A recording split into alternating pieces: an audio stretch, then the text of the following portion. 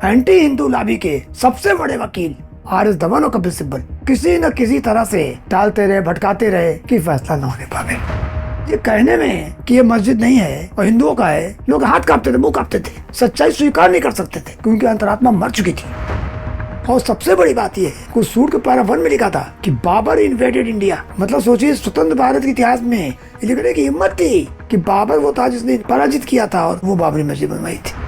मैंने कहा था देश का डिवीजन धर्म के नाम पर हुआ है, इसलिए इस देश में हिंदू सुप्रीम रहेगा और जो इस देश का जो कटा हुआ पाकिस्तान जाने के बाद जो भाग बचा है वो हिंदू धर्म के हिसाब से चलेगा। जहाँ तक मैं समझ पाया हूँ और मेरी छोटी बुद्धि में जो बात आती है कि स्वतंत्रता का मतलब होता है गुलामी काल के चिन्हों को मिटाना।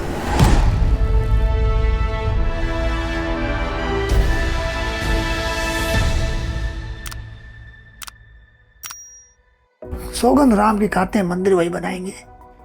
जो नारा लगता था मैं भी लगाता था, तो मुझे बड़ा डर लगता था कि हम कितना पाप कर रहे हैं कि भगवान की सौगंध खा रहे हैं और मुझे उम्मीद नहीं है कि मैं अपने लाइफ उसको पूरा कर पाऊंगा। अंधकार था एकदम, पर भगवान ने धीरे धीरे ऐसा किया, ईश्वरी प्रेरणा हुई, अंधकार के बादल छटे और आज की तारीख में राम मंदिर बन रहा है। डे 1 से जब केस आया उस समय लोग समझते थे भगवान राम का नाम लेना, हिंदुत्व की बात करना, दैट वाज कर्स। बहुत ही अजीब ढंग का था माहौल। पर मेरी माँ ने मुझे शिक्षा दी थी, उनको आज भी प्रणाम करूँगा, कि मुझे इस बात की प्रेरणा दी थी कि तुम्हें हिंदुत्व के लिए कुछ करना है। तो जैसे ही केस यहाँ आया और मैं हिंदू महासभा वकील 1989 से रहा, पूरा सारी प्रोसीडिंग में हाई कोर्ट से लेके बांट लिया। और जब सुप्रीम कोर्ट आया यहाँ पर मुकदमा, तो सुप्रीम कोर्ट में लगातार यहाँ वकील रहा और 9 नवंबर 2019 को जब तक फैसला हुआ तब तक रहा। तो मैंने 30 साल ये पूरा संघर्ष लीगल रूप में देखा है। मैं नहीं कह रहा हूँ मैं ही अकेले हूँ, अब 6-7 वकील हैं टोटल, शुरू से आखिरी तक मिला के 6-7 वकील हैं। हमारे पास रसन साहब हैं, उनका योगदान है, इसे उनके एज 95 प्लस है। उन्होंने सुप्रीम कोर्ट में मतलब समझिए कि उन्होंने अपना जूता चप्पल उतार के नंगे पैर बस की थी कि हम भगवान की बात कर रहे हैं। तो वो कमिटमेंट था। देखिए 22/23 दिसंबर 1949 का वो शुभ दिन है जबकि रामलला हमारे उस परिसर में प्रकट हो गए। ये तो हिंदुओं ने मिसनोमर है। हम लोग कहते बाबरी मस्जिद, कोई बाबरी मस्जिद नहीं थी, कभी नहीं थी। ये तो अभी बताऊंगा आपको कि कैसे ये मस्जिद आ गई। मस्जिद थी नहीं, शुरू से हिंदू पूजा करता रहा था। अक्टूबर के महीने से यज्ञ हवन कुंड चल रहा था थोड़ी दूर पर, और इस बात का हो रहा था कि हमें यहाँ भगवान को बुलाना है, और पूजा सफल हुई और भगवान प्रकट हुआ है। उस समय के नैयर वहाँ के जिलाधीश थे। लोगों ने बहुत कोशिश की मूर्ति हटा दी जाए वहाँ से, इंक्लूडिंग जवाहरलाल नेहरू साहब ने फ़ोन किया कि हटवा दीजिए। उन्होंने कहा साहब लैंड ऑर्डर देखना हमारा काम है, मैं काम नहीं कर सकता। उनका फ़ोन नहीं उठाया। 16 जनवरी 1950 को एक दावा दायर हुआ, गोपाल सिंह विशारद ने दायर किया कि सदियों से मूर्ति यहाँ चली आ रही है, हम पूजा पाठ कर सनातनी है और यहाँ से हटाई जाए। सिविल जज महोदय ने इंजंक्शन ग्रांट किया कि मूर्तियाँ जहाँ है जैसा है पूजा पाठ होती रहेगी और यहाँ से न हटाई जाए। वहीं से हमारा आधिपत्य लीगल हो गया, जो कि उस समय की कांग्रेस गवर्नमेंट और जो एंटी हिंदू गवर्नमेंट थी वो चाहती थी मूर्तियाँ हट जाए। अब कोर्ट का आदेश हो गया। उसके इंजंक्शन के खिलाफ हाई कोर्ट अपील हुई, मुस्लिम पक्ष ने की, हाई कोर्ट ने खारिज कर दिया और कहा नहीं, जो आदेश है जो कुछ सूट में वो डिसाइड होगा। ये 55 की बात है। अब हिंदुओं का कब्जा था वहाँ, मुस्लिम नाम की कोई चीज़ वहाँ नहीं थी। तो उनको ये लगा कि हमको एक दावा दायर करना चाहिए मुस्लिम्स को, और नामा तो जा रहा है एकदम हमेशा के लिए, खत्म हो गया।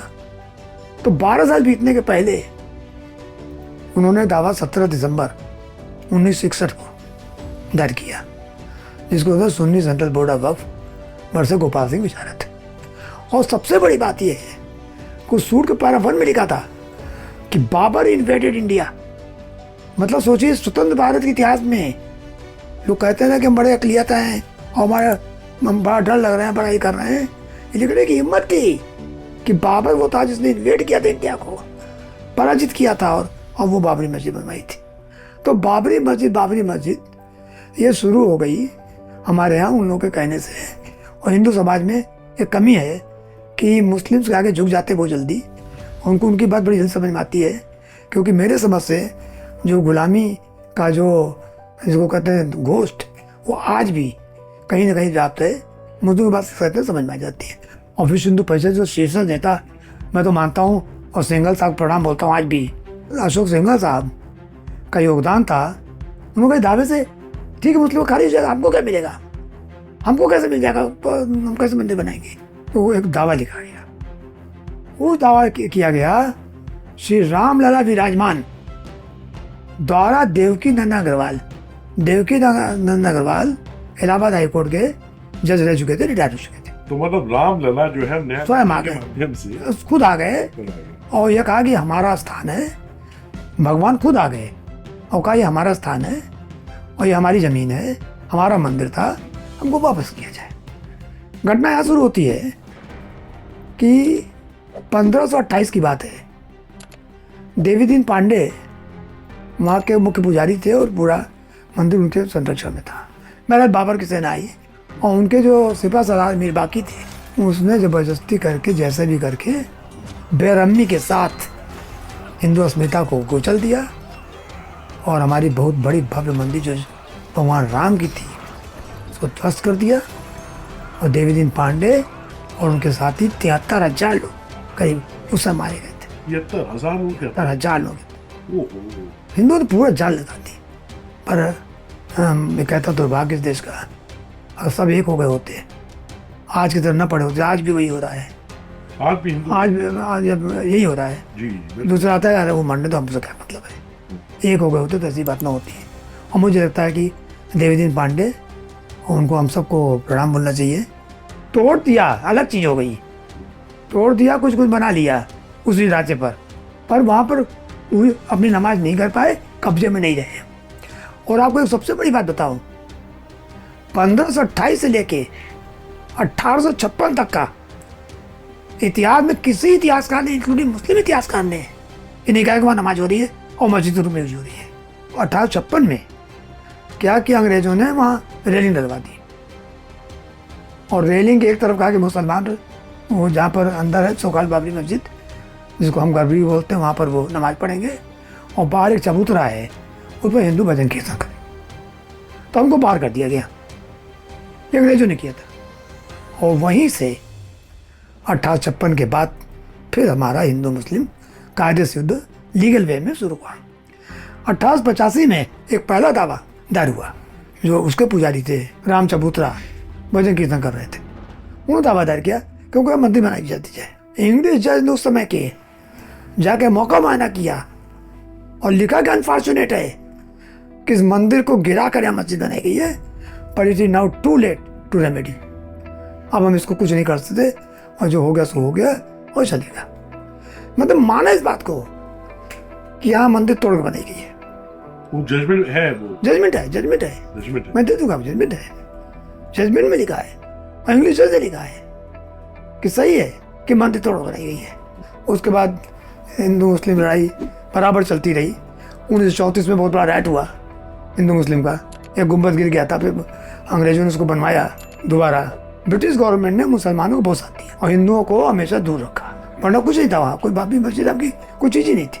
तो उस बिल्डिंग के ढांचे के बारे में समझ लीजिए, वो ढांचे में क्या था, 14 कसौटी पिलर लगे थे। कसौटी पिलर समझ रहे हैं, ब्लैक कलर के जो मंदिरों में लगते थे पुराने। और उन पिलर में हिंदू देवी देवताओं की मूर्तियां खुदी हुई थी, जिन पर वो ढांचा रुका हुआ था। वो पिलर वहां लगे थे, 14 पिलर पर रुका था वो ढांचा। तो मतलब कहने इतनी एम्पल एविडेंस थी जो चीख चीख के कहती हैं कि मंदिर तोड़कर तथाकथित मस्जिद बनाई गई। इसके बाद हाईकोर्ट ने सुओ मोटो कहा भाई इसकी एसआई जांच हो जानी चाहिए। एसआई ने जांच की, पर जितना मिला उससे साबित हो गया पहले कोई ढांचा था और हिंदू ढांचा था, नॉन इस्लामी ढांचा था। ये भी साबित हो गया, नॉन इस्लामी ढांचा था। फिर उसके बाद 30 सितंबर 2010 को इलाहाबाद हाईकोर्ट के लखनऊ बेंच में 3 जजेस का फैसला आ गया। अब फैसला तो आया, पर विद ड्यू रिस्पेक्ट मैं कहना चाह रहा हूँ, और जो भी सुनना मुझे क्षमा करिएगा, वो फैसला था पॉलिटिकल फैसला था। हाईकोर्ट ने सब बात हमारी मानी हर चीज मानी, पर कहा 1/3 यानी 1/3 रामलला, 1/3 निर्मोही अखाड़ा और 1/3 मुस्लिम। पार्टीशन सूट, टाइटल सूट था। पार्टीशन को किसने मांगी? हमने मांगी, उन्होंने मांगी। तो हाईकोर्ट का एरोनियस फैसला था। मैं उतने के बता दूं 2011 में वो जब एक अपील फाइल हुई तो पहले दिन सुप्रीम कोर्ट के जजेस ने ये टिप्पणी की कि फैसला ये कर कैसे दिया है पार्टीशन का। मैं वो बता रहा हूँ आपको। खैर अपील एडमिट हुई 2011 में, पेंडिंग रही और कांग्रेस गवर्नमेंट ने थ्रू आउट कोशिश की कि फैसला न होने पाए। जो एंटी हिंदू लॉबी के सबसे बड़े वकील दो, RS धवन और कपिल सिब्बल, कोई मुस्लिम वकील नहीं है, ये बता दूं आपको। उन लोगों ने कहा कि इसका फैसला चुनाव तक न किया जाए, 2019 के बाद किया जाए, और किसी न किसी तरह से टालते रहे, भटकाते रहे कि फैसला न होने पाए। और फिर मोदी गवर्नमेंट आ गई थी, 5 जज की बेंच में मामला गया और सब जजेस ने, मैं सबको प्रणाम करता हूँ, सुप्रीम कोर्ट ने फैसला दिया और होल्ड कर दिया कि ये पूरा रामलला का है और मंदिर बनेगा। परंतु उनका कुछ नहीं था, इसके बावजूद सुप्रीम कोर्ट ने 5 एकड़ जमीन कागज इनको दी थी, 5 एकड़। मैं समझ नहीं आई बात, मुझसे नहीं रह गया, मैं रिव्यू फाइल किया, कई फैसला गलत है। भाई जिसका कुछ था ही नहीं है, तोड़ के बनाई, सब कुछ किया, आप उसको 5 एकड़ को दे रहे हैं, किस बात को दे रहे हैं? इसलिए कि सो कॉल्ड हमारी मस्जिद है, इसलिए सेंटिमेंट पर दे रहे हैं कि फैसला सेंटिमेंट पर होता है। तो हमने अपना काम किया, कोर्ट ने अपना काम किया। जहाँ तक मैं समझ पाया हूँ और मेरी छोटी बुद्धि में जो बात आती है कि स्वतंत्रता का मतलब होता है गुलामी काल के चिन्हों को मिटाना, और गुलामी काल के चिन्ह बिल्कुल न रहे। पब्लिक समझे कि स्वतंत्र हो गए हैं, टीच न करे कि देखो तुम्हारे पूर्वजों की मंदिर गिरा दी थी, तुम्हारे ऊपर ये कर दिया था, कुतुब मीनार देखो वहाँ लिखा हुआ आज भी 27 हिंदू जैन मंदिर तोड़कर उनके मलबे से बनाई गई है। ये राष्ट्रीय सम्मान की बात है। और जब ये क्या किया जाता है तो जो कहते हैं सेकुलरिज्म है, सेकुलरिज्म है। क्या सेकुलरिज्म हिंदुओं का आवाज दबाने के लिए, इसलिए कि आप आवाज नहीं उठा सकते हैं। तो with due respect to all, मैं सेकुलरिज्म को बिल्कुल I absolutely agree with you. ना ग्रह कर पाया और ना ग्रह कर पाऊंगा। लायक है भी नहीं है। मैंने कहा था देश का डिवीजन धर्म के नाम पर हुआ है, इसलिए इस देश में हिंदू सुप्रीम रहेगा और जो इस देश का जो कटा हुआ पाकिस्तान जाने का जो भाग बचा है वो हिंदू धर्म के हिसाब से चलेगा।